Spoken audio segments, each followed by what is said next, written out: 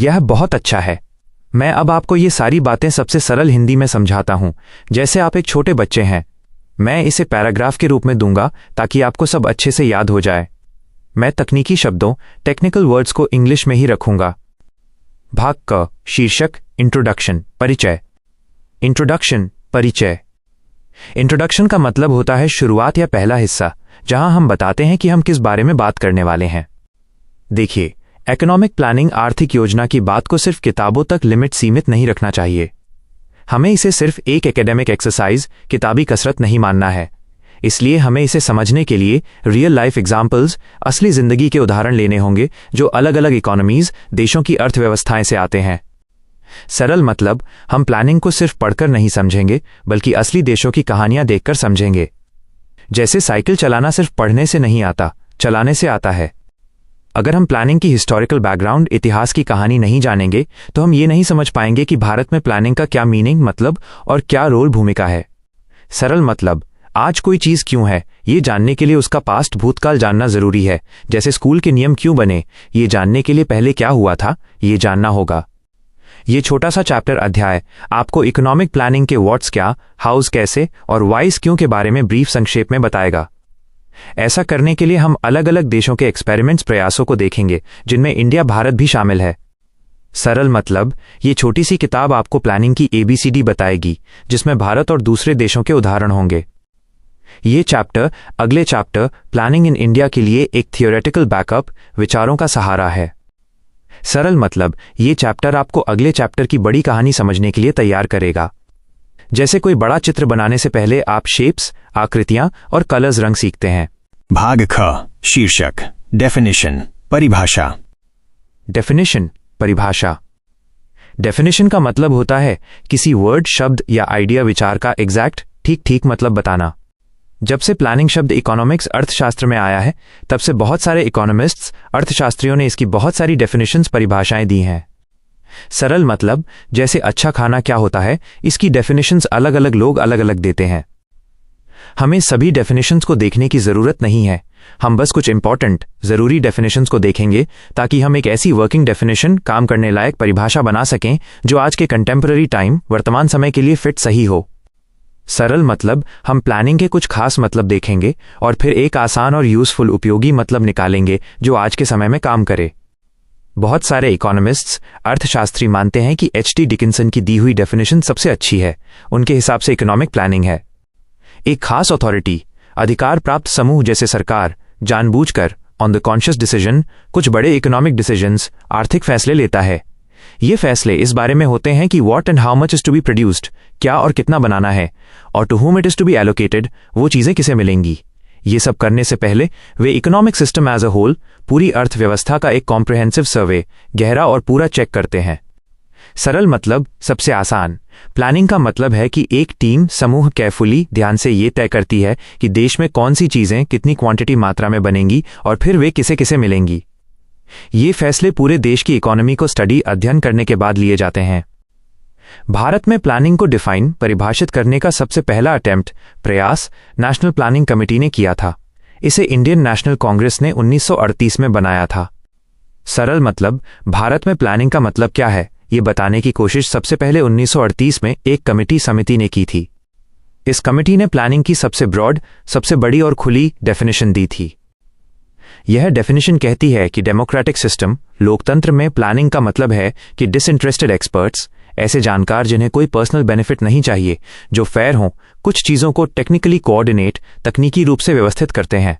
1. Consumption, लोग क्या खरीदेंगे। 2. प्रोडक्शन, क्या बनाया जाएगा। 3. इन्वेस्टमेंट, पैसा कहाँ लगाया जाएगा। 4. ट्रेड, व्यापार। और 5. इनकम डिस्ट्रीब्यूशन, देश में पैसा लोगों में कैसे बटेगा। ये सब काम देश के चुने हुए प्रतिनिधियों द्वारा तय किए गए सोशल ऑब्जेक्टिव्स, सामाजिक लक्ष्य के हिसाब से किए जाते हैं। सबसे इंपॉर्टेंट बात यह है कि प्लानिंग को सिर्फ इकोनॉमिक्स, पैसा और स्टैंडर्ड ऑफ लिविंग, जीवन स्तर को बढ़ाने के नजरिए से ही नहीं देखना चाहिए, बल्कि इसमें कल्चरल एंड स्पिरिचुअल वैल्यूज, सांस्कृतिक और आध्यात्मिक मूल्य और ह्यूमन साइड ऑफ लाइफ, इंसानियत का पहलू भी शामिल होना चाहिए। सरल मतलब, सबसे आसान। डेमोक्रेसी में प्लानिंग का मतलब है कि फेयर एक्सपर्ट्स मिलकर ये सारे जरूरी काम सिस्टमैटिकली ढंग से करते हैं। उनका लक्ष्य सिर्फ पैसा बढ़ाना नहीं है, बल्कि लोगों की कल्चर, संस्कृति, हैप्पीनेस, खुशी और वेलबींग भलाई का भी ध्यान रखना है। भाग ग 2 अप टू डेट फैक्ट्स, आज की ताज़ा बातें। मैं आपको प्लानिंग के बारे में 2 अप टू डेट नई बातें बताता हूं ताकि आपका नॉलेज ज्ञान बिल्कुल करंट ताज़ा रहे।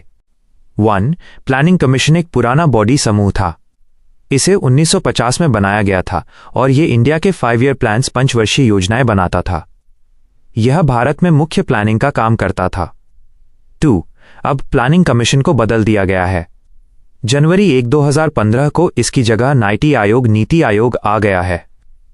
नीति आयोग अब सरकार की मुख्य पॉलिसी, नीति और प्लानिंग इंस्टीट्यूशन, योजना बनाने वाली संस्था है। यह पहले की तरह प्लान्स नहीं बनाता, बल्कि आइडियाज, विचार और एडवाइस सलाह देता है। इसका काम करने का तरीका ज्यादा फ्लेक्सिबल, लचीला है और इसमें राज्यों, स्टेट्स को ज्यादा रोल भूमिका दी गई है। भाग घ मेमोरी एंकर, याद रखने का आसान तरीका। प्लानिंग को याद करने के लिए अपने स्कूल की किचन, रसोई की कल्पना कीजिए। 1. प्रिंसिपल और स्टूडेंट काउंसिल, छात्र परिषद मिलकर गोल लक्ष्य तय करते हैं, जैसे सभी बच्चों को हेल्थी फूड मिले। 2. एक्सपर्ट्स जैसे कुक और डाइट टीचर ये देखते हैं कि कितना पैसा और कितना रॉ मटेरियल, कच्चा सामान उपलब्ध है। 3. वे तय करते हैं कि व्हाट टू मेक, क्या बनाना है। माइनस जैसे चावल, सब्जी, हाउ मच, कितना बनाना है और हु गेट्स इट, किसे मिलेगा। माइनस छात्र, शिक्षक। 4. वे ये भी देखते हैं कि खाने में कल्चर, संस्कृति का आदर हो, जैसे कुछ बच्चे कुछ चीजें नहीं खाते और सभी हेल्थी और हैप्पी रहें। यही है प्लानिंग। अगर आप चाहें तो मैं अब आपको प्लानिंग कमीशन और नीति आयोग के डिफरेंस अंतर को भी इसी सरल तरीके से लाइन बाय लाइन समझा सकता हूं। क्या आप चाहते हैं कि मैं वो समझाऊं?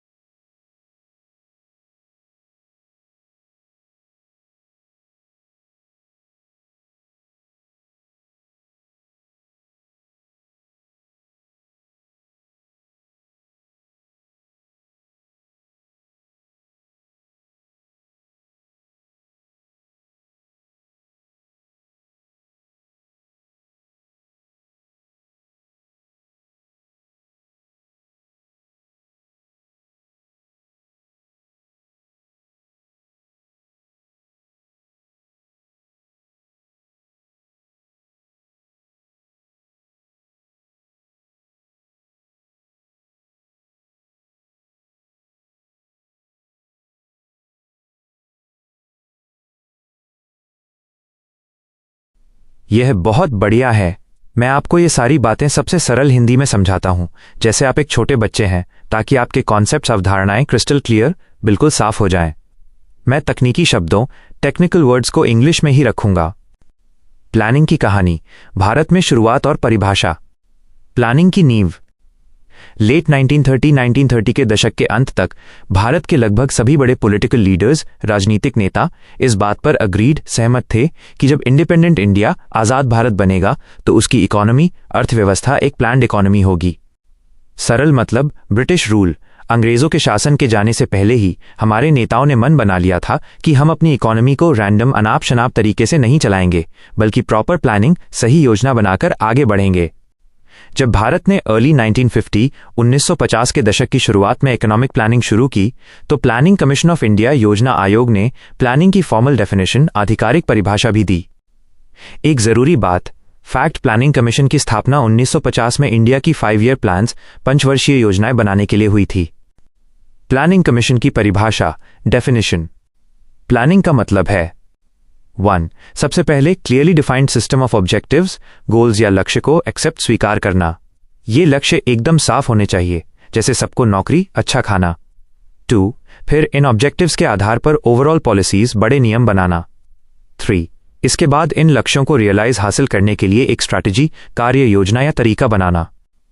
सबसे सरल मतलब, प्लानिंग का मतलब है पहले साफ लक्ष्य चुनो, राइट एरो, फिर लक्ष्य हासिल करने के लिए नियम और तरीके बनाओ। जैसे अगर आपको क्लास में फर्स्ट आना है लक्ष्य, तो आप टाइम टेबल, नियम बनाते हैं और हार्डवर्क तरीका करते हैं। प्लानिंग कोई रैंडम काम नहीं है, यह समस्याओं को हल करने का एक रैशनल सॉल्यूशन, तर्कसंगत, समझदारी भरा समाधान खोजने का प्रयास है। यह मीन्स उपकरण जैसे पैसा, मशीन और एंड्स लक्ष्य को एक साथ कोऑर्डिनेट, व्यवस्थित करने की कोशिश है। इसलिए प्लानिंग उस पुराने traditional hit and miss method, अंदाजे से काम करने के तरीके से बिल्कुल अलग है, जिसमें लोग बस रैंडमली कुछ भी करने लगते थे और उम्मीद करते थे कि कोई चीज काम कर जाए।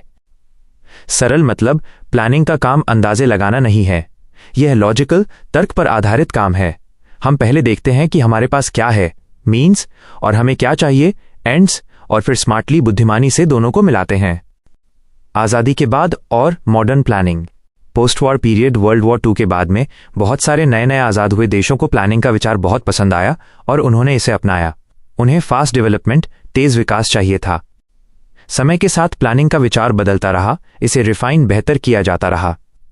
ऐसा इसलिए हुआ क्योंकि देशों को इंडस्ट्रियलाइजेशन, फैक्ट्री और उद्योग लगाने की जरूरत बहुत तेजी से थी, और सस्टेनेबिलिटी, यह सुनिश्चित करना कि विकास भविष्य में भी चलता रहे, पर्यावरण को नुकसान न पहुंचे का मुद्दा भी उठने लगा था। सरल मतलब, जब नए देशों ने प्लानिंग शुरू की तो नई नई चैलेंजेस, चुनौतियां आईं, जैसे पोल्यूशन या रिसोर्स शॉर्टेज। इन चैलेंजेस की वजह से प्लानिंग के तरीकों को लगातार बदला और सुधारा गया। प्लानिंग की वर्किंग डेफिनेशन, आज के लिए उपयोगी परिभाषा। आज के समय में प्लानिंग को हम ऐसे डिफाइन कर सकते हैं। प्लानिंग एक ऐसी प्रोसेस, प्रक्रिया है जिसमें हम अवेलेबल रिसोर्सेज, उपलब्ध साधन जैसे पैसा, जमीन, लोग का ऑप्टिमम यूटिलाइजेशन, सबसे बेहतरीन उपयोग करके अपने वेल डिफाइंड गोल्स, अच्छे से तय किए गए लक्ष्य को रियलाइज हासिल करते हैं। सरल मतलब, प्लानिंग एक तरीका है जिससे हम वेस्ट, बर्बादी किए बिना बेस्ट वे, सबसे अच्छे तरीके से अपना लक्ष्य पूरा करते हैं। जब गवर्नमेंट, सरकार इकोनॉमिक प्लानिंग करती है तो वह डेवलपमेंटल ऑब्जेक्टिव्स, विकास के लक्ष्य तय करती है। फिर वह कई सालों के लिए जानबूझकर डिलिबरेटली देश के बड़े इकोनॉमिक वेरिएबल्स, आर्थिक तत्व जैसे इनकम, कमाई, कंजम्पशन, खर्च, एम्प्लॉयमेंट, नौकरी, सेविंग, बचत, इन्वेस्टमेंट, निवेश, एक्सपोर्ट्स, निर्यात, इंपोर्ट्स, आयात की लेवल, मात्रा और ग्रोथ, बढ़ोतरी को इन्फ्लुएंस, प्रभावित करना, डायरेक्ट दिशा देना और कभी कभी कंट्रोल, नियंत्रित करने की कोशिश करती है। इकोनॉमिक प्लान क्या होता है? एक इकोनॉमिक प्लान बस स्पेसिफिक इकोनॉमिक टारगेट्स, खास आर्थिक लक्ष्य का एक सेट होता है जिन्हें एक तय समय, गिवन पीरियड ऑफ टाइम में एक बताई गई स्टेटेड स्ट्रैटेजी, घोषित तरीके से हासिल करना होता है। उदाहरण, अगले 5 इयर्स में जीडीपी को 7% बढ़ाना और 10 मिलियन जॉब्स पैदा करना, ये टारगेट्स हैं। राइट एरो इंफ्रास्ट्रक्चर, बुनियादी ढांचा में इन्वेस्टमेंट करके, ये स्ट्रैटेजी है। ये प्लान्स 2 तरह के हो सकते हैं। 1. कॉम्प्रिहेंसिव प्लान, जो पूरी इकोनॉमी के मेजर एस्पेक्ट्स, मुख्य हिस्सों को कवर करता है, जैसे पूरे देश की खेती, उद्योग, स्वास्थ्य एक साथ। 2. पार्शियल प्लान, जो इकोनॉमी के सिर्फ एक हिस्से के लिए टारगेट्स तय करता है, जैसे सिर्फ एग्रीकल्चर या इंडस्ट्री के लिए। प्लानिंग प्रोसेस के 3 बड़े कदम। अगर ब्रॉडली, मोटे तौर पर देखें तो प्लानिंग प्रोसेस में गवर्नमेंट 3 बड़े काम करती है। 1. सबसे पहले सोशल ऑब्जेक्टिव्स, सामाजिक लक्ष्य चुनना, जैसे गरीबी हटाना। 2. फिर टारगेट्स, मापनीय लक्ष्य तय करना, जैसे इतना जीडीपी ग्रोथ। 3. आखिर में एक फ्रेमवर्क, ढांचा बनाना ताकि डेवलपमेंट प्लान को इम्प्लीमेंट, लागू करना, कोऑर्डिनेट, सभी हिस्सों को जोड़ना और मॉनिटर, चेक करते रहना किया जा सके। याद रखने का तरीका, objective, right arrow, target, right arrow, do और check. Up to date facts, परीक्षा के लिए ताज़ा बातें। पुराना बॉडी, नया बॉडी, काम में बदलाव। Planning commission. नीति आयोग 1 जनवरी 2015 से। कमीशन सीधे प्लान बनाता था, नीति आयोग सिर्फ स्ट्रैटेजी, रणनीति और एडवाइस सलाह देता है। 5 ईयर प्लान्स 1950 से। फ्लेक्सिबल स्ट्रैटेजी और विजन डॉक्यूमेंट्स। पहले सेंट्रलाइज्ड, केंद्र नियंत्रित प्लानिंग थी। अब राज्यों की भागीदारी, स्टेट लेवल पार्टिसिपेशन और फ्लेक्सिबिलिटी, लचीलापन ज्यादा है। क्या आप चाहते हैं कि मैं नीति आयोग और प्लानिंग कमीशन के बीच के अंतर को और भी सिंपल तरीके से समझाऊं? या आप चाहते हैं कि मैं आपके लिए फ्लैश कार्ड्स याद करने के छोटे कार्ड्स बना दूं?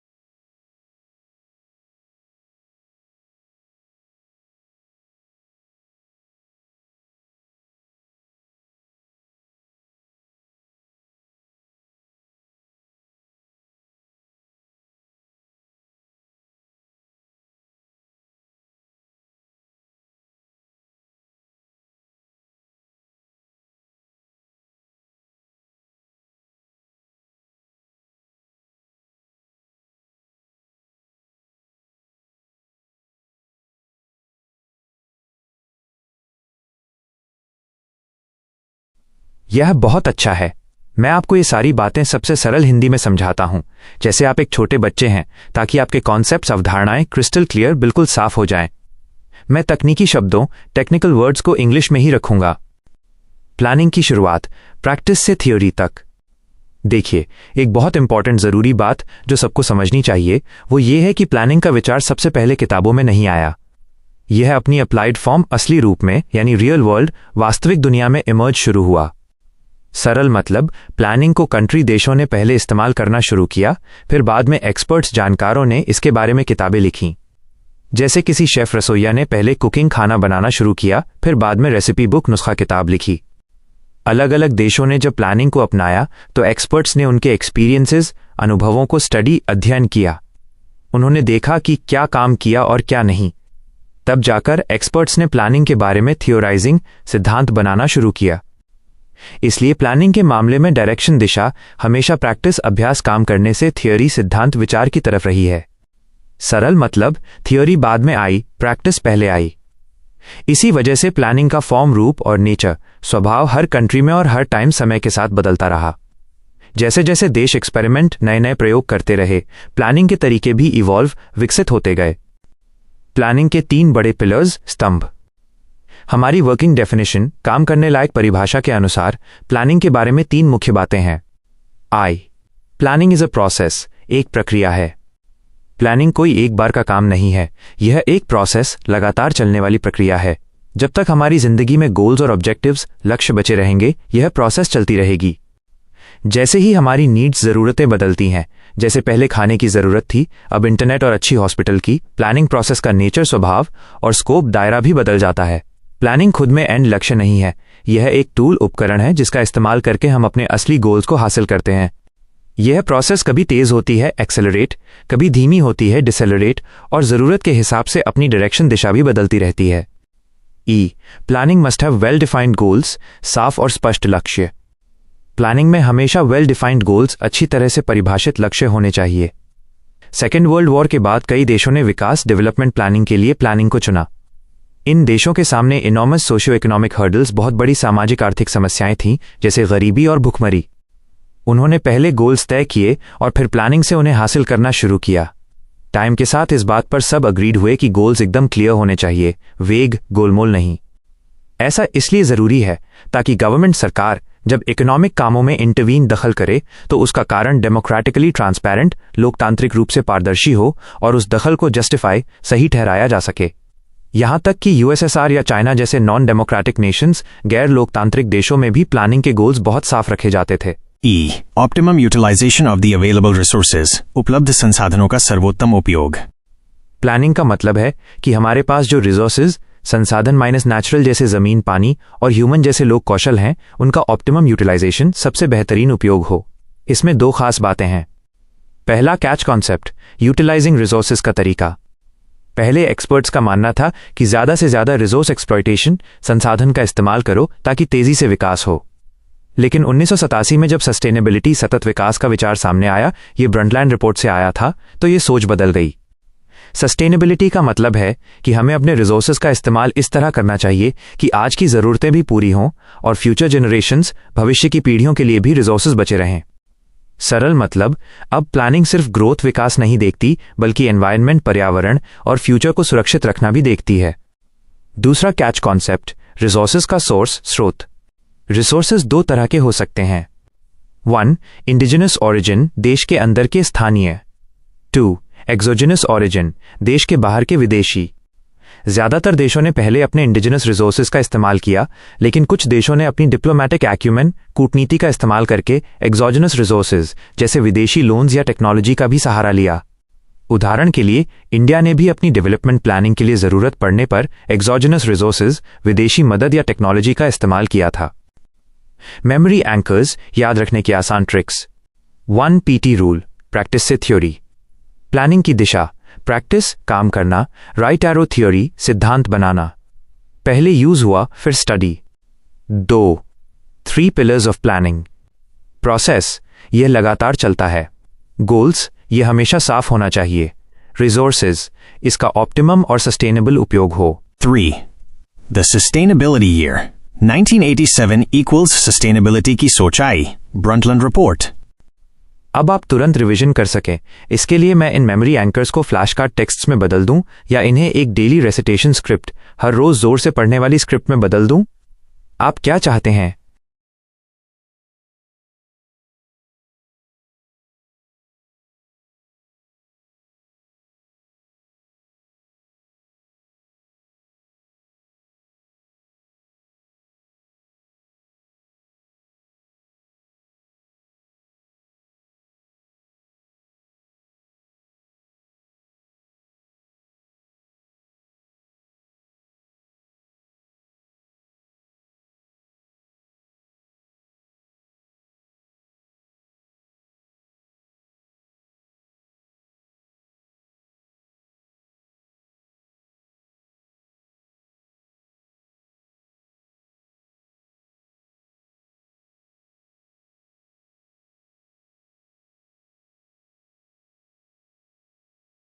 बहुत बढ़िया।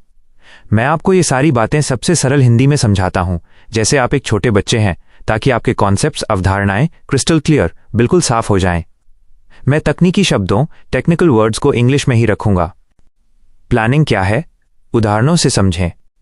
1950 के आसपास प्लानिंग योजना पूरी दुनिया के पॉलिसी मेकर्स, बड़े फैसले लेने वाले नेताओं, सरकारों के लिए एक मेथड, तरीका या टूल, उपकरण बन गया था। इसका मतलब था कि देश के रिसोर्सेज, संसाधन माइनस पैसा, लोग, जमीन का इस्तेमाल करके अपने गोल्स, लक्ष्यों को हासिल करना। सरल मतलब, 1950 के बाद प्लानिंग एक फैशन बन गया था। सबने माना कि आगे बढ़ने के लिए प्लानिंग ही सबसे बेस्ट वे, सबसे अच्छा तरीका है। इस टूल को अलग अलग जगहों पर इस्तेमाल किया गया। अलग अलग तरह की प्लानिंग। फैमिली प्लानिंग, परिवार नियोजन। जब कोई देश या परिवार अपने फैमिली साइज, परिवार के आकार को तय करने की कोशिश करता है, यानी कितने बच्चे होने चाहिए, तो इसे फैमिली प्लानिंग कहते हैं। इसमें एजुकेशन, शिक्षा और हेल्थ सर्विसेज, स्वास्थ्य सेवाएं दी जाती हैं ताकि परिवार खुद डिसाइड तय कर सके। अर्बन टाउन प्लानिंग, शहरी योजना। जब हम किसी शहर या नए बनने वाले अर्बन एरियाज, शहरी इलाकों के लिए suitable physical and social infrastructure, अच्छी सड़कें, पानी, स्कूल, अस्पताल बनाने की प्रक्रिया शुरू करते हैं, तो इसे अर्बन प्लानिंग कहते हैं। सरल मतलब, शहर को सुंदर और मैनेज, व्यवस्थित करने का नक्शा बनाना ही अर्बन प्लानिंग है। फाइनेंशियल प्लानिंग, बजटिंग, वित्तीय योजना, बजट बनाना। जब कोई कंट्री अपनी रेवेन्यूज, कमाई जैसे टैक्सेस को ऑप्टिमाइज, सबसे बेहतरीन तरीके से इस्तेमाल करने की कोशिश करती है, ताकि अलग अलग एक्सपेंडिचर्स, खर्च जैसे हेल्थ, एजुकेशन, डिफेंस, रक्षा पर सही पैसा लग सके तो इसे फाइनेंशियल प्लानिंग कहते हैं। सबसे सरल मतलब सरकार, कंपनी या आपका परिवार जब कोई भी मनी पैसा को खर्च करने की लिस्ट बनाता है तो उसे ही हम बजटिंग या फाइनेंशियल प्लानिंग कहते हैं। IV अदर प्लानिंग, अन्य योजनाएं, इसी तरह बड़े मैक्रो और छोटे माइक्रो दोनों स्तरों पर बहुत तरह की प्लानिंग होती है, जैसे एग्रीकल्चरल प्लानिंग खेती के लिए, इंडस्ट्रियल प्लानिंग फैक्ट्रियों के लिए, रोड प्लानिंग सड़कों के लिए आदि। असली प्लानिंग की पहचान। सिंपली सेड, सीधे शब्दों में कहें तो हमारे पास जो रिसोर्सेज हैं उनका इस्तेमाल करके किसी भी तरह के गोल को हासिल करने की आर्ट, कला ही प्लानिंग है। इसका एक जनरल एग्जाम्पल, सामान्य उदाहरण है, क्लास के बच्चे अलग अलग घरों से आते हैं, कोई दूर रहता है कोई पास, लेकिन सब राइट टाइम सही समय पर क्लास में पहुंच जाते हैं। ऐसा क्यों होता है? क्योंकि हर कोई अपने टाइम की प्लानिंग करता है, कोई जल्दी उठता है, कोई रास्ते में नाश्ता करता है, सबका मेथड अलग है, लेकिन गोल समय पर पहुंचना एक है। इसका मतलब है कि हम कॉन्शियसली जानबूझकर घोषणा करें या ना करें, हम हमेशा प्लानिंग करते रहते हैं। कंट्रीज के साथ भी यही बात सही है। कुछ देशों ने खुलकर घोषणा की कि हम प्लान्ड इकोनॉमीज, योजनाबद्ध अर्थव्यवस्था हैं, जैसे सोवियत यूनियन, चाइना, भारत ने भी शुरू में ऐसा किया। कुछ देशों ने ऐसी कोई पॉलिसी अनाउंसमेंट, नीति की घोषणा नहीं की। वे बाजार मार्केट के नियमों पर ज्यादा निर्भर रहे, जैसे USA, कनाडा। लेकिन हमारे चैप्टर में हम सिर्फ उस कॉन्शियस प्रोसेस ऑफ प्लानिंग, जानबूझकर की गई योजना पर ध्यान देंगे जो सरकार बड़े लेवल पर करती है। टाइम के साथ जैसे जैसे देश प्लानिंग करते गए, इसके नए मेथड्स, नए टूल्स और नए टाइप्स सामने आते गए और प्लानिंग का तरीका बेहतर होता गया। एग्जाम रेडी फैक्ट्स, परीक्षा के लिए जरूरी facts. 1. Budget equals financial planning. हर गवर्नमेंट बजट, सरकारी बजट, फाइनेंशियल प्लानिंग का ही एक फॉर्म है जो दिखाता है कि देश अपने सीमित संसाधनों को हेल्थ, एजुकेशन और डिफेंस पर कैसे ऑप्टिमली, सबसे अच्छे तरीके से खर्च करेगा। 2. Systems change. सोवियत यूनियन जैसे जिन देशों में पहले स्ट्रिक्ट सेंट्रल प्लानिंग, कठोर केंद्रीय योजना थी, उन्होंने अब मार्केट, बाजार के तत्वों को अपना लिया है। प्लानिंग की नेचर हमेशा समय के साथ बदलती रहती है। मेमोरी एंकर्स, याद रखने का आसान तरीका। 1. प्लानिंग का मतलब US, संसाधनों का उपयोग जोड़ गोल, लक्ष्य हासिल करना। 2. 3 की examples. Family, urban, financial, budget. 3. Core idea, different ways, same गोल। अलग अलग देश, लोग अलग अलग प्लान बनाते हैं, लेकिन सब विकास का लक्ष्य रखते हैं। अब क्या आप इन सभी बातों को फ्लैश कार्ड्स तेजी से याद करने के लिए QA में चाहते हैं, या एक डेली रेसिटेशन स्क्रिप्ट, हर सुबह पढ़ने की स्क्रिप्ट में, जिससे आप इन्हें तुरंत याद कर लें?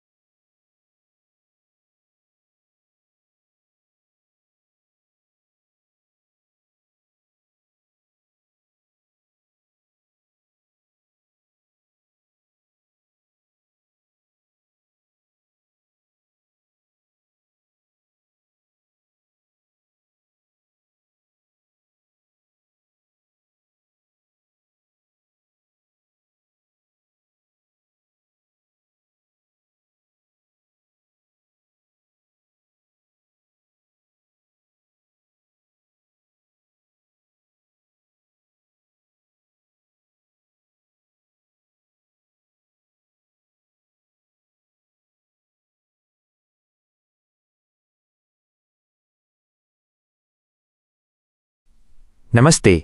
बहुत अच्छा, मैं आपकी बात ध्यान से सुनूंगा और बिल्कुल एक छोटे बच्चे की तरह सबसे सरल हिंदी में इसे समझूंगा। आप जो समझा रहे हैं वो बहुत जरूरी है।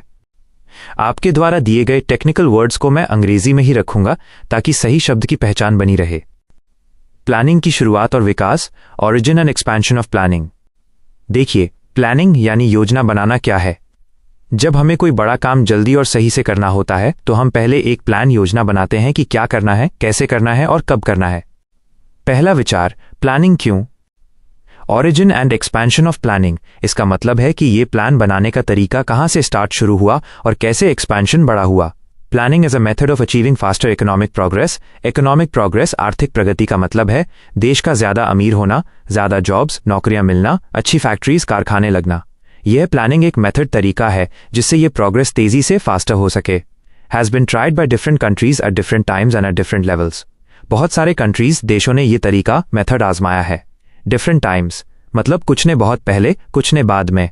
डिफरेंट लेवल्स, मतलब ये प्लान छोटे से सिटी शहर के लिए भी बन सकता है, बड़े रीजन क्षेत्र के लिए भी और पूरे कंट्री देश के लिए भी। इसका मतलब ये हुआ कि दुनिया के बहुत सारे देशों ने अपनी इकोनॉमी, अर्थव्यवस्था को जल्दी ठीक करने के लिए अलग अलग समय पर और छोटे बड़े हिस्सों के लिए प्लानिंग का इस्तेमाल किया है।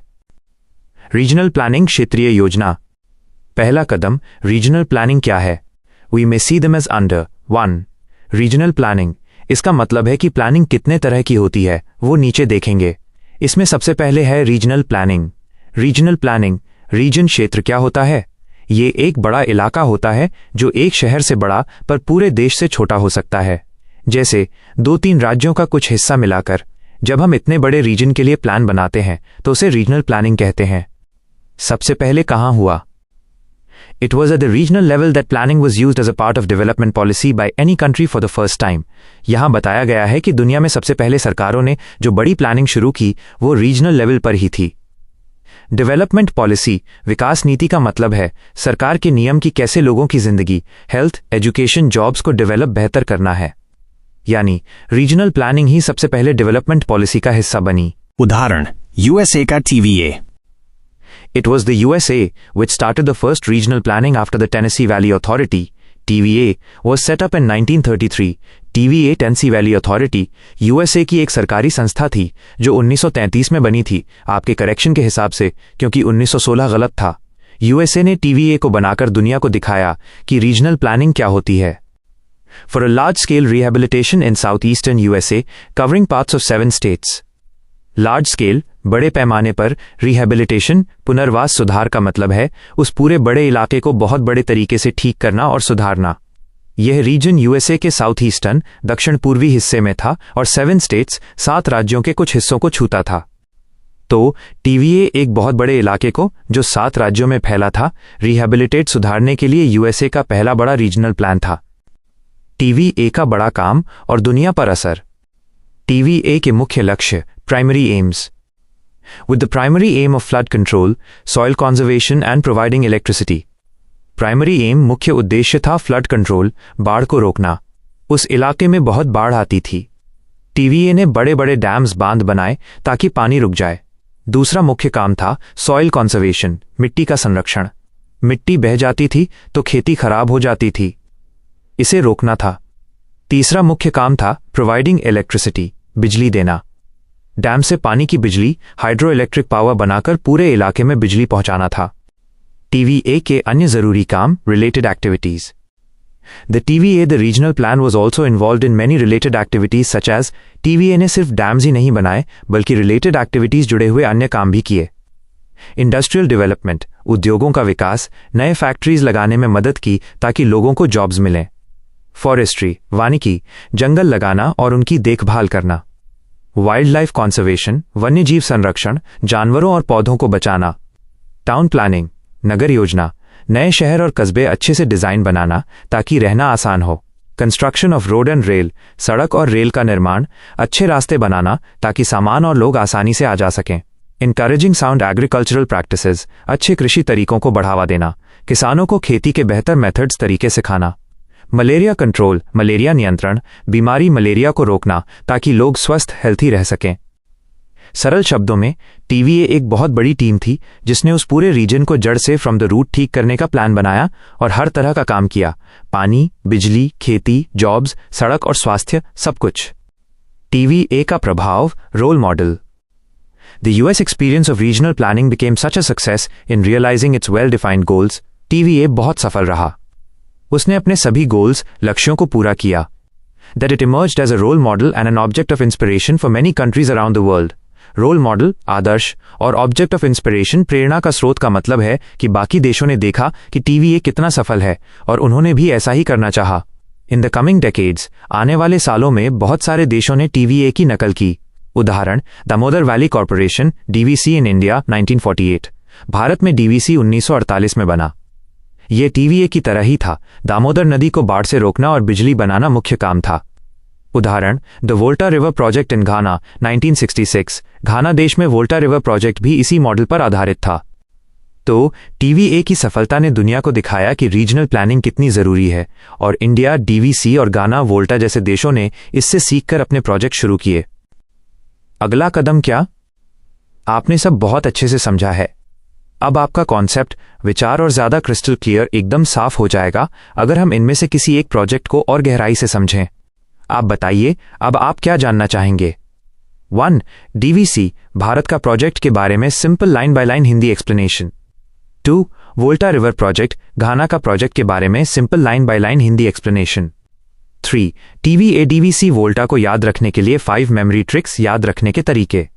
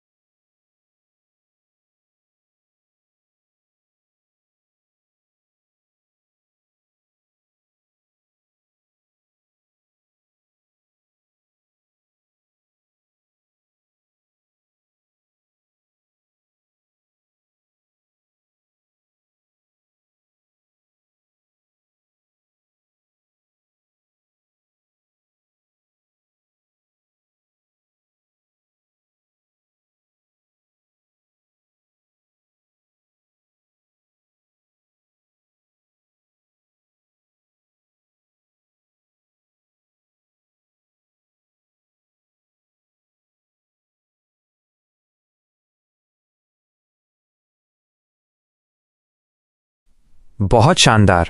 आपने नेशनल प्लानिंग को एक एक पॉइंट में बहुत सरल बना दिया है। मैं अब इसे और भी सरल हिंदी में बिल्कुल एक बच्चे की तरह समझाता हूं ताकि आपके कॉन्सेप्ट्स एकदम क्रिस्टल क्लियर हो जाएं। राष्ट्रीय योजना की पूरी कहानी, नेशनल प्लानिंग। 1. राष्ट्रीय योजना की शुरुआत, ओरिजिन ऑफ नेशनल प्लानिंग। देखिए, नेशनल प्लानिंग का मतलब है कि जब कोई देश अपनी पूरी इकोनॉमी, अर्थव्यवस्था यानी जॉब्स, फैक्ट्रीज, खेती और पैसे का सारा काम खुद प्लान करता है। यह विचार कहां से आया? Original text. The official experiment in the area of national planning is rooted in the Bolshevik Revolution of Russia, 1917, the Soviet Union. आसान हिंदी, ये ऑफिशियल एक्सपेरिमेंट, सरकारी प्रयोग, रूस देश में शुरू हुआ था। 1917 में वहां एक बोल्शेविक रेवोल्यूशन, बड़ा बदलाव हुआ। इस बदलाव के बाद जो नया देश बना उसका नाम था सोवियत यूनियन या यूएसएसआर। गहराई से समझें, जैसे स्कूल में कोई नया नियम पहली बार लागू होता है, वैसे ही नेशनल प्लानिंग का यह आइडिया सबसे पहले यूएसएसआर में सरकार ने लागू किया। उन्होंने कहा कि देश के सारे रिसोर्सेज, संसाधन जैसे जमीन, लोहा, कोयला सब सरकार के हाथ में रहेंगे और सरकार ही तय करेगी कि क्या बनाना है। मुख्य बात, दुनिया की पहली नेशनल प्लानिंग का जन्म 1917 के बाद सोवियत यूनियन में हुआ। 2. स्टालिन और केंद्रीकृत योजना, स्टालिन एंड सेंट्रल प्लानिंग। शुरुआत के कुछ साल बाद देश के लीडर नेता को लगा कि फैक्ट्रीज और इंडस्ट्रीज बहुत धीरे धीरे बढ़ रही हैं। Original text. Dissatisfied with the pace of industrialization, it was in 1928 that Joseph Stalin announced its policy of central planning for the Soviet Union. आसान हिंदी, जोसेफ स्टालिन वहां के लीडर थे। उन्हें लगा कि इंडस्ट्रियलाइजेशन, उद्योगों का विकास की पेस, रफ्तार बहुत कम है। इसलिए 1928 में उन्होंने सेंट्रल प्लानिंग, केंद्रीकृत योजना शुरू की। गहराई से समझें, सेंट्रल प्लानिंग का मतलब है एक आदमी या एक ग्रुप, समूह ही देश के लिए हर फैसला लेगा, जैसे कितनी स्टील बनेगी, कितने ट्रैक्टर बनेंगे, कहां कौन सी फैक्ट्री लगेगी। किसी को अपनी मर्जी से काम करने की छूट नहीं होगी। ये एक तरह की डिक्टेटरशिप, तानाशाही वाली प्लानिंग थी। मुख्य बात, 1928 में स्टालिन ने सेंट्रल प्लानिंग शुरू करके इंडस्ट्रीज की रफ्तार बढ़ाने की कोशिश की। 3. योजना के साथ बड़े बदलाव, रेडिकल न्यू पॉलिसीज। स्टालिन ने सिर्फ प्लानिंग ही नहीं की, बल्कि 2 और बहुत बड़े और रेडिकल कट्टर बड़े बदलाव किए। ए. कलेक्टिविजेशन ऑफ एग्रीकल्चर, खेती का सामूहिकीकरण। Original text. The collectivisation of agriculture was other radical new policy initiatives announced by Stalin. आसान हिंदी, स्टालिन ने किसानों की छोटी छोटी जमीनों को मिलाकर बहुत बड़े स्टेट रन फार्म्स, सरकारी खेत बना दिए, जिन्हें कलेक्टिव्स कहते थे। गहराई से समझें, अब किसान अपनी जमीन के मालिक नहीं रहे। उन्हें सरकार के लिए एक साथ काम करना था और आउटपुट, पैदावार सरकार को देना था। इससे सरकार का कंट्रोल, नियंत्रण बढ़ गया और वह फैक्ट्रीज के लिए ज्यादा रिसोर्सेज निकाल पाई। बी. फोर्स्ड ड्राफ्ट इंडस्ट्रियलाइजेशन, जबरन औद्योगिकरण। Original text. डॉटन का लिंक. फोर्स्ड ड्राफ्ट इंडस्ट्रियलाइजेशन व other radical new policy initiatives. आसान हिंदी, इसका मतलब है इंडस्ट्रीज को जबरदस्ती बहुत तेजी से बढ़ाना। गहराई से समझें, सरकार ने खेती से मिलने वाला पैसा और सामान खींचकर हैवी इंडस्ट्रीज, भारी उद्योग जैसे स्टील, मशीनरी और बिजली बनाने पर लगा दिया। वर्कर्स, मजदूरों को बहुत कड़े प्रोडक्शन टारगेट्स, उत्पादन लक्ष्य दिए गए। ये ग्रोथ विकास बहुत तेज था, लेकिन लोगों को खाने पीने की चीजें, कंज्यूमर गुड्स कम मिल रही थीं। 4. पहली पंचवर्षीय योजना, first 5-year plan, 1928-1933। Original text: The Soviet Union went for its first 5-year plan for the period 1928-33, and the world was to have its first experience of national planning. आसान Hindi: USSR ने 1928 से 1933 के लिए अपनी पहली 5-year प्लान, पंचवर्षीय योजना बनाई। गहराई से समझें, 5-year प्लान का मतलब होता है 5 साल का एक पक्का प्लान, जिसमें तय होता है कि टारगेट लक्ष्य क्या है और 5 साल में क्या क्या बनाना है। यह दुनिया में पहली बार था कि किसी देश ने अपने एंटायर इकोनॉमी, पूरी अर्थव्यवस्था के लिए इतना बड़ा और सेंट्रलाइज्ड प्लान बनाया। मुख्य बात, यूएसएसआर की पहली 5-year प्लान 1928 में शुरू हुई और ये पूरी दुनिया के लिए एक मॉडल, नमूना बन गई। 5. नारा और प्राथमिकताएं, slogan and priorities. Original text: The famous Soviet slogan Great Leap Forward was initiated for rapid industrialization through the introduction of economic planning at the national level. Slogan, नारा था ग्रेट लीप फॉरवर्ड, एक बड़ी छलांग। इसका मतलब था कि हम बहुत तेजी से इंडस्ट्रियल, औद्योगिक पावर बन जाएंगे। Original text: in the first Soviet plan, heavy industry was to be favoured over light industry and consumer goods were to be the residual sector after all the other priorities had been met. प्राथमिकता, priority: सबसे पहले heavy industry जैसे steel और मशीनें को favoured, पसंद किया गया। बाकी लाइट इंडस्ट्री जैसे कपड़े, साबुन, घर का सामान और कंज्यूमर गुड्स, उपभोक्ता वस्तुएं को सबसे रेजिडुअल सेक्टर, बचा हुआ हिस्सा माना गया। यानी पहले बड़ी मशीनें बनाओ, फिर लोगों के लिए खाने पहनने का सामान। मुख्य बात, यूएसएसआर का प्लानिंग का नियम था, पहले देश को पावरफुल, ताकतवर बनाने वाली चीजें, हैवी इंडस्ट्री, फिर लोगों की रोजमर्रा की जरूरतें। 6. गॉस प्लान और दुनिया पर असर, the Gauss plan and global influence. Original text: The nature and scope of Soviet planning, called the Gauss Plan, will have its direct or indirect bearings on all those countries who went for economic planning. Gauss Plan ये Soviet union की उस समिति का नाम था जो planning का सारा काम देखती थी। आप इसे प्लानिंग का बॉस मान सकते हैं। डायरेक्ट और इनडायरेक्ट बेयरिंग्स: गॉस प्लान का तरीका पूरी दुनिया के देशों को डायरेक्टली, सीधे, या इनडायरेक्टली, अप्रत्यक्ष रूप से इन्फ्लुएंस, प्रभावित करेगा। मुख्य बात, दुनिया में चाहे सोशलिस्ट, समाजवादी देश हों, कैपिटलिस्ट, पूंजीवादी देश हों, या मिक्स्ड इकोनॉमी, मिश्रित अर्थव्यवस्था वाले, सबने यूएसएसआर से कुछ न कुछ सीखा। 7. भारत पर प्रभाव, influence on India. Original text: India was to have direct bearings of Soviet planning on its planning process. आसान हिंदी: भारत पर सोवियत प्लानिंग का सीधा असर हुआ। गहराई से समझें, जब 1951 में आज़ादी के बाद भारत ने अपनी 5-year प्लान्स, पंचवर्षीय योजनाएं शुरू की, तो उन्होंने भी यूएसएसआर की तरह ही सबसे ज्यादा ध्यान हैवी इंडस्ट्री पर दिया और प्लानिंग कमीशन, योजना आयोग बनाया। 8. अन्य देशों में फैलाव, ग्लोबल अडॉप्शन। चीन और पूर्वी Europe, China and eastern Europe. Original text: The Soviet model of economic planning spread to the East European countries and found its purest form of such planning in the People's Republic of China, 1949. आसान हिंदी: दूसरे विश्व युद्ध के बाद Poland और Hungary जैसे कई east European देशों ने सोवियत मॉडल को अपनाया। चीन ने 1949 में तो इसे प्योरेस्ट फॉर्म, सबसे शुद्ध रूप में अपना लिया, यानी बिना किसी बदलाव के। फ्रांस का लोकतंत्र में उपयोग, adoption in democratic by capitalist countries. Original text: During the early 1940s, the concept of national planning was borrowed by France, and the world saw national planning being initiated by a hitherto capitalist economy as well as by a non-centralized political system, i.e. democratic system. आसान हिंदी: 1940 के दशक में France ने भी planning का विचार अपनाया। France एक कैपिटलिस्ट इकोनॉमी, पूंजीवादी अर्थव्यवस्था और डेमोक्रेटिक सिस्टम, लोकतांत्रिक प्रणाली वाला देश था। गहराई से समझें, इसका मतलब यह हुआ कि प्लानिंग सिर्फ कम्युनिस्ट, साम्यवादी देशों के लिए नहीं है। डेमोक्रेटिक देश भी प्लानिंग कर सकते हैं, लेकिन वे लोगों से पूछकर, सलाह लेकर और थोड़ी आजादी के साथ करते हैं, नॉन सेंट्रलाइज्ड। 9. फ्रांस एक मिश्रित अर्थव्यवस्था, France becomes mixed economy. Original text: France started economic planning at the national level after announcing itself a mixed economy. आसान हिंदी: फ्रांस ने खुद को मिक्स्ड इकोनॉमी, मिश्रित अर्थव्यवस्था घोषित करके प्लानिंग शुरू की। मिक्स्ड इकोनॉमी, मिश्रित अर्थव्यवस्था का मतलब है देश में कुछ चीजें सरकार प्लान करेगी, जैसे बिजली, बड़े स्टील प्लांट्स, और कुछ चीजें लोग अपनी मर्जी से करेंगे, प्राइवेट बिजनेसेस। मुख्य बात, प्लानिंग का विचार यूएसएसआर से शुरू होकर इंडिया और चाइना जैसे बड़े देशों में गया और फ्रांस जैसे डेमोक्रेटिक कैपिटलिस्ट देशों ने भी इसे अपनाकर मिक्स्ड इकोनॉमी का रास्ता चुना। अब आपके पास रीजनल प्लानिंग टीवीए और नेशनल प्लानिंग यूएसएसआर दोनों की पूरी कहानी है। अगर आप चाहते हैं तो मैं इन सब कीवर्ड्स, डेट्स और ट्रिक्स को मिलाकर एक बहुत छोटा और powerful ultra compact cheat sheet बना सकता हूं, जिसे आप 2 मिनट से भी कम में रिवाइज कर सकते हैं। क्या आप ये चीट शीट चाहेंगे?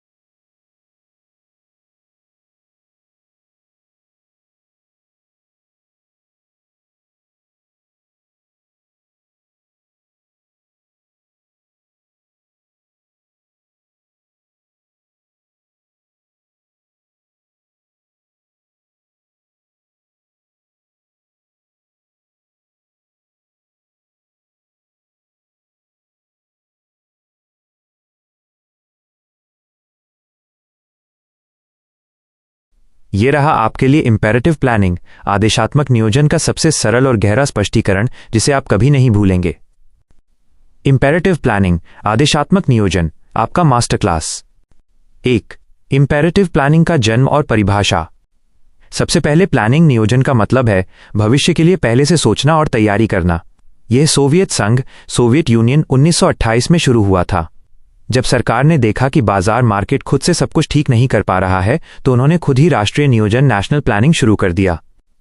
इंपेरेटिव का मतलब होता है जरूरी, जिसका पालन करना ही हो, जैसे कोई आदेश, कमांड। इंपेरेटिव प्लानिंग वह प्लानिंग है जहां सरकार आदेश देती है। यह केवल राज्य अर्थव्यवस्थाओं, स्टेट इकोनॉमीज में होता है, जिन्हें समाजवादी, सोशलिस्ट या साम्यवादी कम्युनिस्ट देश कहते हैं। यहां सरकार ही सब कुछ तय करती है। क्या बनाना है, व्हाट टू प्रोड्यूस, कितना बनाना है, हाउ मच टू प्रोड्यूस, किसके लिए बनाना है, फॉर हुम टू प्रोड्यूस। इसे डायरेक्टिव प्लानिंग, निर्देशात्मक नियोजन या टारगेट प्लानिंग, लक्ष्य आधारित नियोजन भी कहते हैं, क्योंकि सरकार हर चीज के लिए न्यूमेरिकल टारगेट्स, संख्यात्मक लक्ष्य तय कर देती है और सभी को उन आदेशों, डायरेक्टिव्स का पालन करना जरूरी होता है। सरल भाषा में ये एक ऐसे घर जैसा है जहां पिताजी, सरकार ही तय करते हैं कि खाना क्या बनेगा, कौन खाएगा और कितना पैसा खर्च होगा। घर में किसी को भी अपनी मर्जी चलाने की इजाजत नहीं होती। 2. मुख्य विशेषताएं, बेसिक फीचर्स और उनका नियंत्रण। इंपेरेटिव प्लानिंग की 3 सबसे बड़ी पहचानें हैं। ए. सेंट्रलाइज्ड डिसीजन मेकिंग, केंद्रीयकृत निर्णय। सारे बड़े छोटे फैसले केंद्रीय सरकार, सेंट्रल गवर्नमेंट की एक संस्था लेती है, जैसे सोवियत संघ में गॉसप्लान नाम की संस्था थी। छोटे कारखाने या किसान अपनी मर्जी से कुछ नहीं कर सकते थे। B. State ownership of resources, संसाधनों पर राज्य का स्वामित्व। इस प्लानिंग में उत्पादन के सभी संसाधन, ऑल फैक्टर्स ऑफ प्रोडक्शन, जमीन, कारखाने, मशीनें, खदानें, सब कुछ राज्य, स्टेट गवर्नमेंट के मालिकाना हक में होते हैं। कोई प्राइवेट पार्टिसिपेशन, निजी भागीदारी नहीं होती, क्योंकि सरकार सबकी मालिक है। इसलिए प्लान टारगेट्स, नियोजित लक्ष्य को पूरा करना आसान हो जाता है, क्योंकि वो बस आदेश, ऑर्डर दे सकती है। सी. नो रोल फॉर मार्केट, बाजार की कोई भूमिका नहीं। यहां मार्केट, बाजार का कोई काम नहीं होता। डिमांड, मांग और सप्लाई, आपूर्ति से कीमतें तय नहीं होती। कीमतें और वेतन सब कुछ सरकार फिक्स कर देती है, जिसे प्राइस मैकेनिज्म, कीमत तंत्र का अभाव कहते हैं। उदाहरण, अगर सरकार ने कहा कि इस साल 5 लाख टन स्टील बनेगा, तो चाहे कोई खरीदे या न खरीदे, उतना बनना ही चाहिए। सरल भाषा में, सरकार एक बड़ी कंपनी है और पूरा देश उसका एक विशाल कारखाना। कोई ग्राहक बाजार में मोलभाव नहीं कर सकता, सरकार जो दाम तय करेगी वही देना पड़ेगा। 3. 2 मुख्य रूप, socialism vs communism. Imperative planning के 2 रूप थे, जो नियंत्रण, कंट्रोल की मात्रा पर निर्भर करते थे। 1. सोशलिस्ट सिस्टम, समाजवादी व्यवस्था। यहां भी सभी इकोनॉमिक डिसीजन सरकार लेती थी और कलेक्टिव ओनरशिप, सामूहिक स्वामित्व होता था। लेकिन लेबर, श्रम, मजदूर पर पूरी तरह से राज्य का कब्जा नहीं था। मजदूर काम के बदले वेतन लेते थे, हालांकि काम सरकार ही तय करती थी। उदाहरण, सोवियत संघ, यूएसएसआर। 2. कम्युनिस्ट सिस्टम, साम्यवादी व्यवस्था। ये सबसे शुद्ध, प्योरेस्ट रूप था। यहाँ सभी संसाधन, ऑल रिसोर्सेज, यहाँ तक कि लेबर श्रम भी पूरी तरह से राज्य के अधीन थे। ये माना जाता था कि व्यक्ति का काम भी देश के लिए ही है, जिस पर राज्य का पूर्ण नियंत्रण है। उदाहरण, माओ जेडोंग के समय का चीन, माओइस्ट चाइना। सरल भाषा में, समाजवादी, तुम्हारी दुकान मेरी है पर तुम अपनी तनख्वाह ले सकते हो। साम्यवादी, तुम्हारी दुकान भी मेरी है और तुम जो काम कर रहे हो वो भी मेरा ही है। 4. Imperative planning का अंत, the end. यह प्लानिंग कुछ समय के लिए सफल रहा, जिससे सोवियत संघ और चीन ने तेजी से इंडस्ट्रियल ग्रोथ, औद्योगिक विकास किया, पर धीरे धीरे इसमें कई दिक्कतें आने लगीं। इकोनॉमिक स्लोडाउन, आर्थिक मंदी, कठोर नियंत्रण के कारण इनोवेशन, नए विचार और उत्पादन में कमी आई। डिसेंट्रलाइजेशन, विकेंद्रीकरण, लोगों को और स्थानीय सरकारों को थोड़ी सी आज़ादी देनी पड़ी। इसलिए 1980 के बाद कई बड़े बदलाव आए। चाइना डेंग शाओपिंग ने 1985 में ओपन डोर पॉलिसी, खुले द्वार की नीति शुरू की। उन्होंने मार्केट सोशलिज्म, बाजार समाजवाद का रास्ता अपनाया, यानी गवर्नमेंट कंट्रोल रहेगा पर कुछ हद तक मार्केट को भी काम करने दिया जाएगा। सोवियत संघ यूएसएसआर, मिखाइल गोर्बाचोव ने पेरेस्ट्रोइका, पुनर्गठन और ग्लासनोस्ट, खुलापन जैसे बड़े सुधार शुरू किए ताकि स्टेट इकोनॉमी को बचाया जा सके, लेकिन यह सफल नहीं हुआ। 1991 में यूएसएसआर टूट गया। इन बदलावों के साथ ही 1990 के बाद इंपेरेटिव प्लानिंग दुनिया में लगभग समाप्त हो गया। आज कोई भी देश इस प्योर फॉर्म, शुद्ध रूप में प्लानिंग को फॉलो नहीं करता है। याद रखें, इंपेरेटिव प्लानिंग इक्वल्स सरकार का आदेश, command economy by centrally planned economy.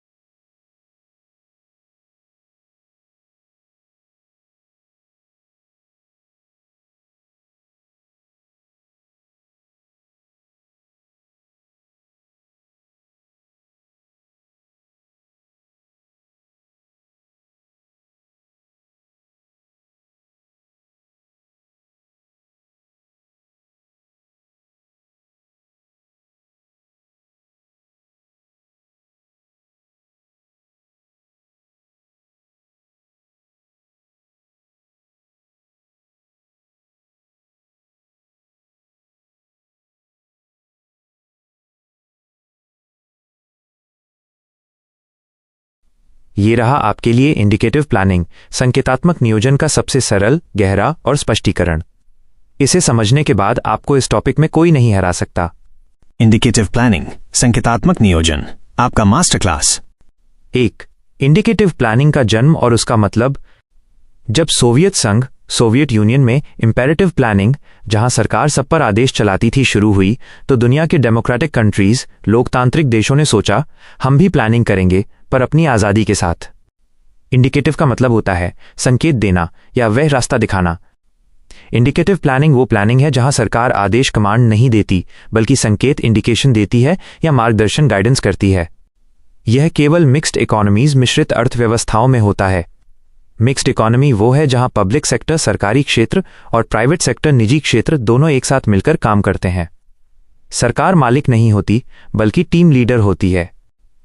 सरल भाषा में, यह एक ऐसे घर जैसा है जहां पिताजी, सरकार, सबको टारगेट, लक्ष्य तो देते हैं, जैसे इस साल घर की आय 10% बढ़नी चाहिए, पर यह नहीं बताते कि कौन सा काम कैसे करना है। बच्चों, प्राइवेट सेक्टर को पूरी आज़ादी होती है कि वह अपने काम, बिजनेस से उस लक्ष्य को कैसे पूरा करें। 2. इंडिकेटिव प्लानिंग की मुख्य पहचान, आइडेंटिफाइंग फीचर्स। इंपेरेटिव प्लानिंग से अलग इसकी 3 सबसे महत्वपूर्ण विशेषताएं, फीचर्स हैं। A works through the market, बाजार के साथ काम करना। इंडिकेटिव प्लानिंग में मार्केट, बाजार को खत्म नहीं किया जाता, बल्कि उसे इस्तेमाल किया जाता है। कीमतें, प्राइसेस, डिमांड, मांग और सप्लाई, आपूर्ति से ही तय होती हैं। सरकार केवल अपनी पॉलिसीज, नीतियां, जैसे टैक्स कट्स, टैक्स में छूट, सब्सिडीज, सब्सिडी या इंटरेस्ट रेट गाइडलाइंस, ब्याज दर के संकेत का उपयोग करके प्राइवेट सेक्टर को एनकरेज, प्रोत्साहित या डिस्करेज, हतोत्साहित करती है। B टारगेट्स, जोड़, पॉलिसी सिग्नल्स, लक्ष्य और नीति के संकेत। सरकार न्यूमेरिकल टारगेट्स, संख्यात्मक लक्ष्य जरूर तय करती है, जैसे अगले 5 साल में जीडीपी 7% बढ़ाना है, पर इन लक्ष्यों को पाने के लिए वो आदेश नहीं देती। इसके बजाय वो पॉलिसी सिग्नल्स, नीतिगत संकेत जारी करती है। उदाहरण, अगर सरकार को सोलर एनर्जी, सौर ऊर्जा बढ़ानी है तो वो बस टैक्स बेनिफिट देगी। प्राइवेट सेक्टर अपने फायदे के लिए खुद ही सोलर एनर्जी में पैसा लगाएगा। C public and private sector in tandem, सरकारी और निजी क्षेत्र का तालमेल। इस प्लानिंग की सफलता इस बात पर निर्भर करती है कि पब्लिक और प्राइवेट एंटरप्राइजेस दोनों टैंडम, तालमेल, सहयोग में काम करें। सरकार अपना काम सड़क, बिजली, पानी, शिक्षा करे और प्राइवेट सेक्टर अपना काम कारखाने, सेवाएं करे। दोनों की कोऑपरेशन, सहयोग जरूरी है। सरल भाषा में ये एक बड़ी ऑर्केस्ट्रा, संगीत समूह जैसा है। कंडक्टर सरकार बताता है कि गाना कौन सा बजेगा, टारगेट, पर हर म्यूजिशियन, प्राइवेट प्लेयर को पता होता है कि उसे अपना वाद्य यंत्र, इंस्ट्रूमेंट कैसे बजाना है। 3. इंडिकेटिव प्लानिंग का इतिहास और दुनिया भर में फैलाव। शुरुआत, फ्रांस मोनेट प्लान 1947। दूसरे विश्व युद्ध, द्वितीय विश्व युद्ध के बाद फ्रांस पहला देश बना जिसने इंडिकेटिव प्लानिंग अपनाया।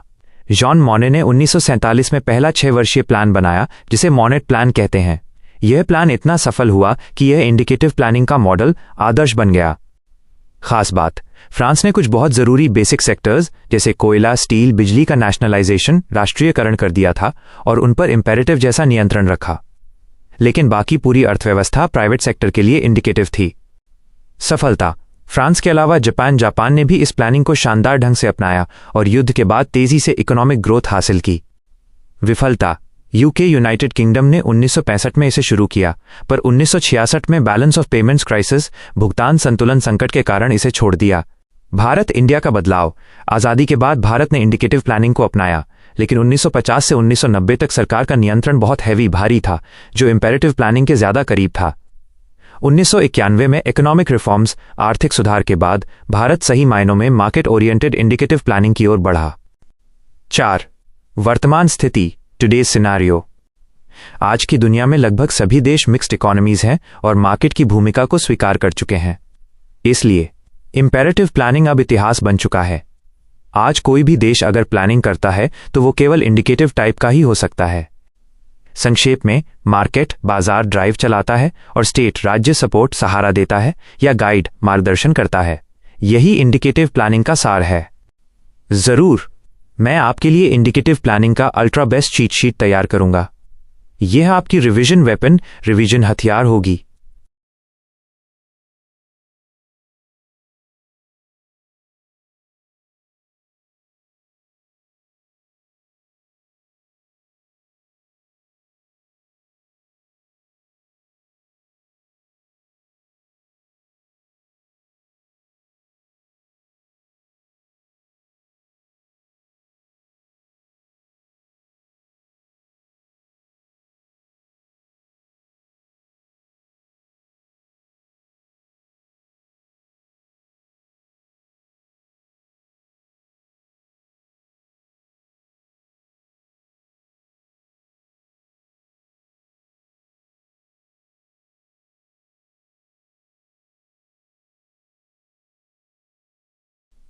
ये रहा आपके लिए इस पूरे सेक्शन का सबसे सरल और गहरा हिंदी स्पष्टीकरण।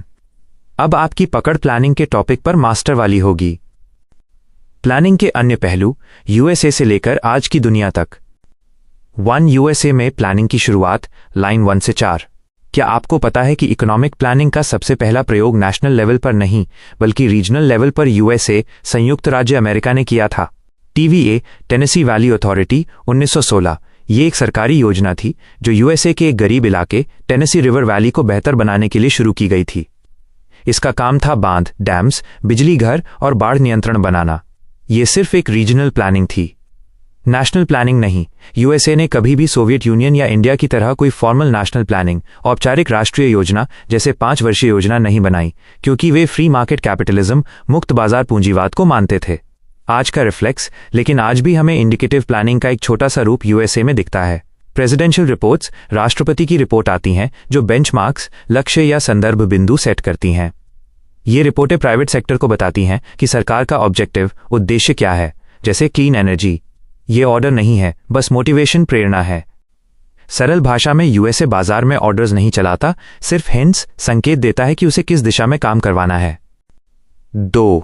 इंडिकेटिव प्लानिंग का मूल मंत्र, लाइन 5 और 6।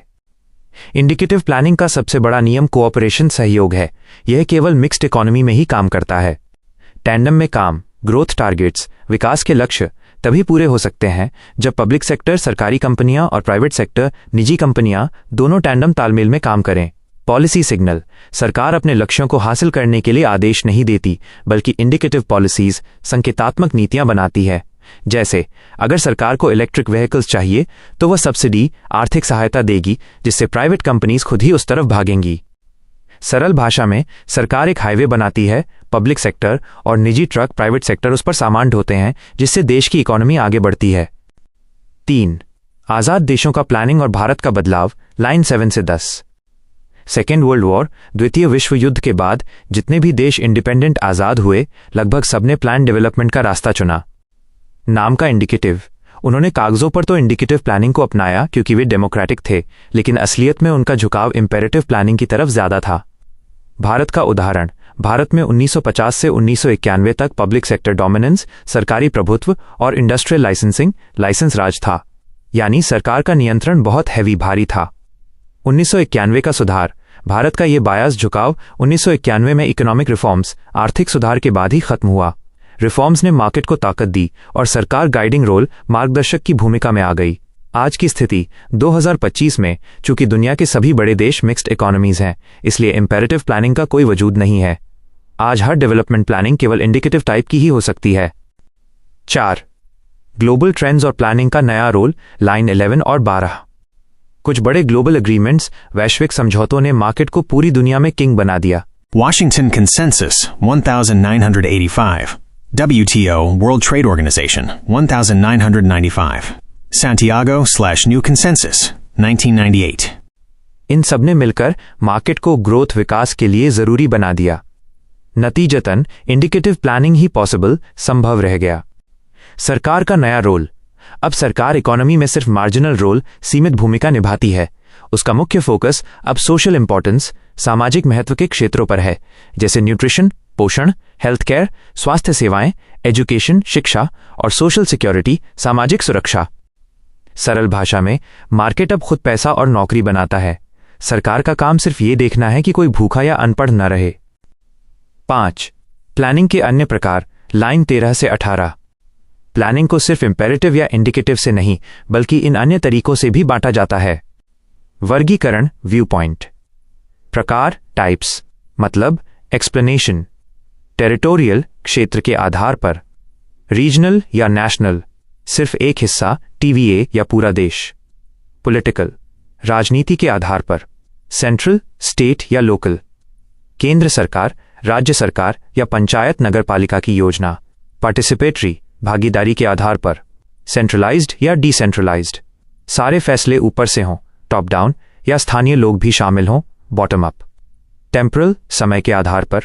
लॉन्ग टर्म या शॉर्ट टर्म, लंबी अवधि 10-20 साल या छोटी अवधि 1-5 साल।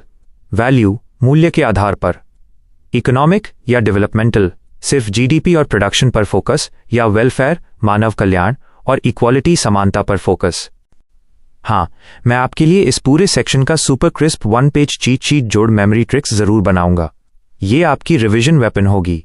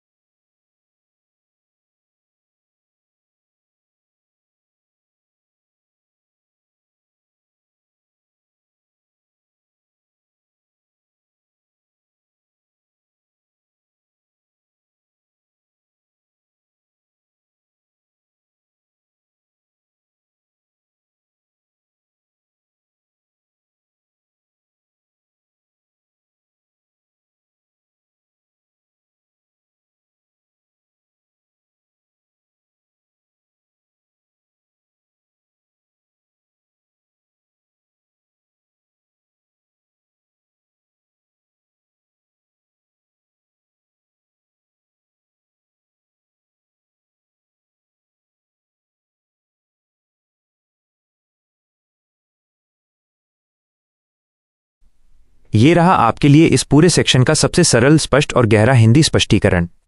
इस मास्टर क्लास के बाद आप प्लानिंग के इन टाइप्स को कभी नहीं भूलेंगे। प्लानिंग के विशेष प्रकार, समाज और भूगोल के आधार पर। 1. Normative planning, मानक नियोजन versus systems planning, प्रणाली नियोजन। प्लानिंग को बांटने का एक बड़ा तरीका यह है कि प्लानिंग समाज, सोसाइटी को कितनी अहमियत देती है। ए. नॉर्मेटिव प्लानिंग, मानक नियोजन समाज।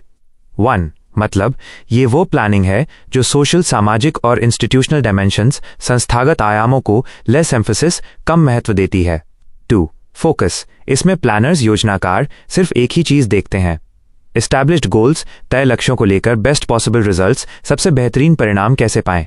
3. उदाहरण, कास्ट, जाति, क्रीड, पंथ, रिलीजन, धर्म, लैंग्वेज, भाषा, फैमिली, परिवार, ये सब चीजें उनके लिए मायने नहीं रखती। उनका नारा होता है, हमारा लक्ष्य सिर्फ जीडीपी बढ़ाना है, कौन किस जाति का है इससे हमें फर्क नहीं पड़ता। याद रखें, नॉर्मेटिव इक्वल्स नंबर्स, संख्या पर फोकस, पीपल, लोग पर नहीं। बी. सिस्टम्स प्लानिंग, प्रणाली नियोजन समाज। 1. मतलब यह नॉर्मेटिव प्लानिंग के बिल्कुल अपोज विपरीत है। यह सोशियो इंस्टीट्यूशनल फैक्टर्स को ड्यू इंपॉर्टेंस, उचित महत्व देती है। 2. फोकस, यह social technical point of view से की जाती है। इसका मतलब है कि यह प्लानिंग टेक्नोलॉजी, तकनीक और सोसाइटी दोनों को मिलाती है। 3. उपयोग, यह उन देशों के लिए सूटेबल, उपयुक्त है जहां lesser degree of social diversities, सामाजिक विविधता कम है। भारत के लिए यह फिट, उपयुक्त नहीं मानी जाती क्योंकि भारत में बहुत डाइवर्सिटी है। याद रखें, सिस्टम्स इक्वल सोसाइटी पर फोकस। सी. भारत में बदलाव, लाइन 7 से 10। भारत ने लंबे समय तक नॉर्मेटिव प्लानिंग ही की, लेकिन इकोनॉमिक सर्वे 2010-12 पहला सरकारी दस्तावेज था जिसने सिस्टम्स अप्रोच अपनाने की बात कही। कारण, अनुभव से पता चला कि अगर सरकारी प्रोग्राम, स्कीम, कार्यक्रम, योजना लोगों के कस्टम्स, रीति रिवाजों, ट्रेडिशंस, परंपराओं और ईथॉस, मूल्यों से कनेक्ट जुड़ नहीं पाती तो लोग उसे पूरी तरह से एक्सेप्ट, स्वीकार नहीं करते। उदाहरण, स्वच्छ भारत मिशन तब सफल हुआ जब इसे सिर्फ टेक्निकल काम नहीं बल्कि डिग्निटी, गरिमा और कल्चर से जोड़ा गया। आज का मंत्र, प्लानिंग का मतलब है एम्पैथिक रिलेशनशिप, सहानुभूतिपूर्ण संबंध बनाना, यानी सरकार और जनता के बीच विश्वास और समझ हो। 2. प्लानिंग के अन्य प्रकार, काम और जगह के आधार पर। प्लानिंग को काम और जगह के आधार पर भी बांटा जाता है। ए. सेक्टोरल प्लानिंग, क्षेत्रीय नियोजन। 1. मतलब यह प्लानिंग इकोनॉमी, अर्थव्यवस्था के किसी एक स्पेसिफिक सेक्टर, खास क्षेत्र पर एम्फसाइज, जोर देती है। 2. फोकस, एग्रीकल्चर, कृषि, इंडस्ट्री, उद्योग या सर्विसेज, सेवाएं। 3. उदाहरण, इस 5 ईयर प्लान में हमारा पूरा ध्यान इंडस्ट्री को मॉडर्नाइज, आधुनिक करने पर रहेगा। बी. स्पेशल प्लानिंग, स्थानिक नियोजन। 1. मतलब यह डेवलपमेंट विकास को स्पेशल फ्रेमवर्क, स्थानिक ढांचे में देखती है। इसका मतलब है कि विकास जमीन पर, रीजन, क्षेत्र या सिटी, शहर के हिसाब से कैसे हो रहा है। 2. फोकस, कहां पर इंडस्ट्री लगनी चाहिए, कहां पर हाउसिंग, आवास बनना चाहिए। यह नेशनल इकोनॉमिक डेवलपमेंट की रिक्वायरमेंट्स, जरूरतों के अनुसार स्पेशल डिमेंशंस, भौगोलिक आयाम को तय करती है। 3. उदाहरण, स्मार्ट सिटी मिशन या किसी पिछड़े हुए रीजन को बेहतर बनाना, नीति आयोग के एस्पिरेशनल डिस्ट्रिक्ट्स की तरह। 3. भारतीय प्लानिंग का इतिहास, लाइन 15। मुख्य रूप, इंडियन प्लानिंग हमेशा एसेंशियली नॉर्मेटिव रही है, यानी नंबर्स पर ज्यादा ध्यान। इस तरह यह सिंगल लेवल इकोनॉमिक प्लानिंग थी, जिसका मतलब है कि सेंट्रल गवर्नमेंट, केंद्र सरकार ही सब कुछ तय करती थी, सेंट्रलाइज्ड। फोकस, इसमें ग्रेटर रिलायंस, अधिक निर्भरता सेक्टरल अप्रोच पर थी। बदलाव, 1990 के बाद लिबरलाइजेशन, उदारीकरण और डिसेंट्रलाइजेशन, विकेंद्रीकरण आया तो भारत ने मल्टी लेवल, रीजनल या स्पेशल डायमेंशंस, कई स्तरों पर और क्षेत्रीय, स्थानीय प्लानिंग को इंक्रीजिंगली एम्फसाइज, तेजी से महत्व देना शुरू किया। हाँ, मैं आपके लिए 10 लाइन्स में एक अल्ट्रा क्रिस्प चीट शीट जरूर बनाऊंगा। यह क्विक रिवीजन के लिए आपकी सुपर वेपन होगी।